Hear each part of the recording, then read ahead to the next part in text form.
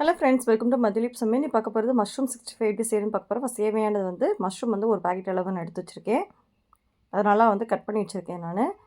அதுக்கு அடுத்தது மைதா 6 ஸ்பூன், அடுத்து கார்ன்ஃப்ளவர் 2 ஸ்பூன், கரம் மசாலா, மிளகாத்தூள், உப்பு, இஞ்சி பூண்டு விழுது, மஞ்சள் தூள். இப்போ வந்து ஒரு பவுலில் மைதா ஆட் பண்ணிக்கிங்க.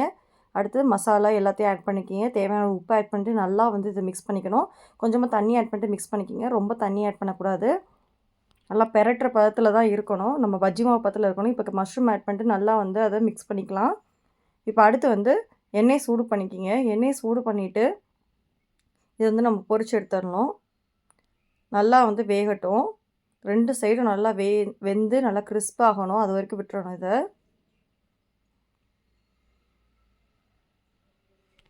இப்போ வந்து ஒரு சைடு வெந்துருச்சு. இப்போ இன்னொரு சைடு வந்து நம்ம திருப்பி போட்டுக்கலாம். அதுவும் நல்லா வந்து இப்போ வேகணும். இப்போ நல்லா வெந்துருச்சு. இப்போ அதான் சூப்பர் டேஸ்டியான மஷ்ரூம் 65 ரெடி ஆயிடுச்சு. கண்டிப்பாக நீங்களும் இதே மெத்தடை ட்ரை பண்ணி பாருங்கள். இது வந்து சாம்பார் சாதம் எந்த சாப்பாடுக்குனாலும் சூப்பராக இருக்கும். ட்ரை பண்ணி பார்த்துட்டு எப்படி இருக்கு மட்டும் சொல்லுங்கள். Thank you so much. பாய்.